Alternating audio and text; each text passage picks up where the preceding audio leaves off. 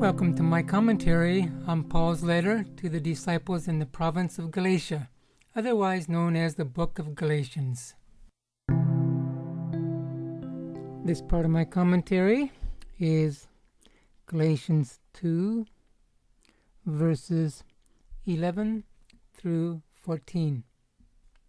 Verse 11 says, "When Peter came to Antioch, as was the custom, as I have stated earlier, that the apostles from Jerusalem, which were basically the leaders of the church in general, they often went out to see how things were going in the cities where the gospel had been preached and where disciples had gathered together in Christian community.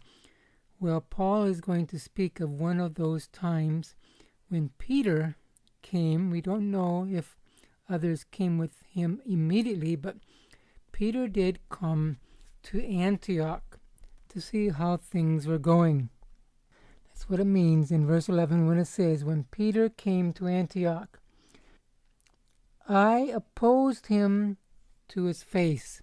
I meaning Paul. Paul opposed Peter to his face. Now, if you remember back in Galatians 1:1, I gave you a description that many Bible scholars feel could be a description of Paul. If that's right, Paul was short, he was bow-legged, had a long nose, protruding eyeballs, bald, and looked a little scary looking. And many scholars feel Peter was this big, tough, rough kind of guy, very masculine.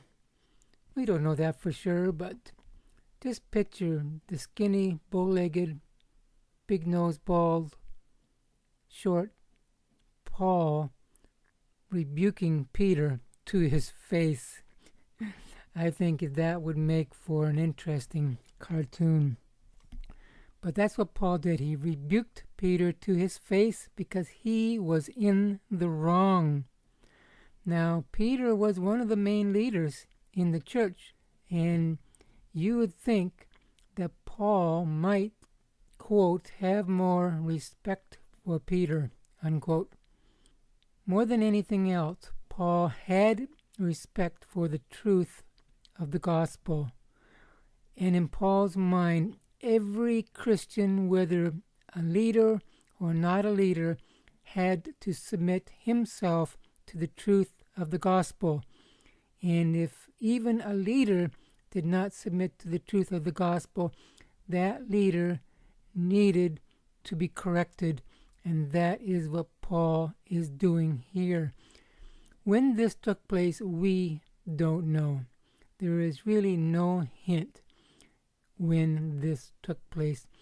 I'm pretty well guess that it took place before Acts 15, possibly before Acts 10, and most likely before Acts 11. Acts 10 is where Peter preaches to the Gentiles at Cornelius' house.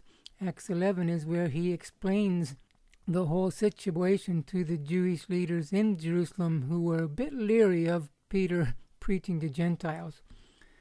By Acts 15, the big meetings in Jerusalem, Peter knew that there was nothing wrong with preaching to Gentiles. Anyways, Peter was in Antioch, and Paul opposed him because he was in the wrong. Verse 12, "Before certain men came from James," the brother of Jesus, James, the one that scholars believe is the leader in the church of Jerusalem. Before men came from James, he, meaning Peter, used to eat with the Gentiles. Now, the problem with Jews eating with Gentiles was that they were afraid that they would eat certain food that was not permitted for them to eat according to the law of Moses. That's one big reason why Jews didn't eat with Gentiles.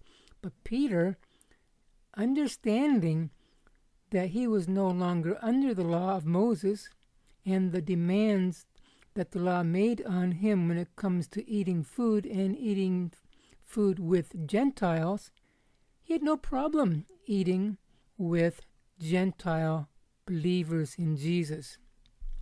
But when certain men came from James, he used to eat he used to eat with the Gentiles, but when they arrived, he began to draw back and separate himself from the Gentiles because he was afraid of those who belonged to the circumcision group. The big, strong, tough, masculine Peter was afraid. Sometimes big, tough guys hide their insecurities and their fears with a veneer of masculinity. Not sure that was always the case with Peter, but it would not surprise me. He was afraid of the circumcision group. Paul could have called these men by a number of names, but he called them the circumcision group because they believed that in order to be a real Christian, you had to be circumcised because that's what the law of Moses taught the children of Israel. So these men came from Jerusalem. Peter was afraid of them. Paul calls them the circumcision group because circumcision is really the issue at hand here. Actually, it's the front issue at hand. The whole law of Moses and Gentiles and Jews submitting themselves to the law of Moses is the issue, but the front issue that is out in front is the idea of circumcision here. Verse 13 says, "The other Jews joined him in his hypocrisy, so that by their hypocrisy even Barnabas was led astray." Remember, Barnabas was one of the leaders in Jerusalem. When he went to Antioch, he saw God's grace on the Gentiles, and he was overwhelmed by God's grace being poured out on the Gentiles. So overwhelmed that he stayed in Antioch, got Paul from Tarsus to help him in the ministry in Antioch. And when Peter stopped eating with the Gentiles, even Barnabas stopped eating with the Gentiles. And Barnabas lived among these guys for years. Barnabas forsook eating with his friends, with his brothers in Christ, because he saw Peter doing the same. Barnabas participated in what Paul calls here Peter's act of hypocrisy. Some people don't like the word hypocrisy here. Actually, Catholic theologians don't even believe this is the Apostle Peter because they don't believe Peter would do such a thing. But this is the Apostle Peter. Now, the Greek word that's translated as hypocrisy is from the root word, a Greek root word, that we actually get our English word hypocrisy from. Some scholars would rather insert the word inconsistent instead of hypocrisy. Inconsistent meaning or being somewhat of a softer word. They say that Peter was simply inconsistent. Well, inconsistent he was. He himself was not being a hypocrite. I want to make that clear. But he was acting hypocritically. His action here was hypocritical because he was suggesting by his actions the reason why he no longer ate with the Gentiles is because he wanted to obey the law of Moses when the brothers from James came. But that was the hypocrisy. That was not the reason why he forsook eating with the Gentiles. He forsook eating with the Gentiles because of fear. He was afraid, not because he wanted to obey the law of Moses, because he knew very well that was no longer necessary. So in that sense of the word, Peter's actions were hypocritical. And Paul needed to deal with that immediately and openly. Verse 14, when I saw that they were not acting in line with the truth of the gospel, I said to Peter in front of them all. Now, Peter's actions, his hypocritical actions, according to Paul, was not in line with the truth of the gospel. Why was Peter's action not in line with the truth of the gospel? Because the truth of the gospel says you don't have to be circumcised. The law of Moses is not to be submitted to anymore. Therefore, there is no distinction between Jew and Gentile when it comes to salvation. We are all one. That's the truth of the gospel. And Peter's actions denied the truth of the gospel because he separated himself from the Gentile believers. And in so doing, he was going against the truth of the gospel that makes both Gentile and Jews one in Christ.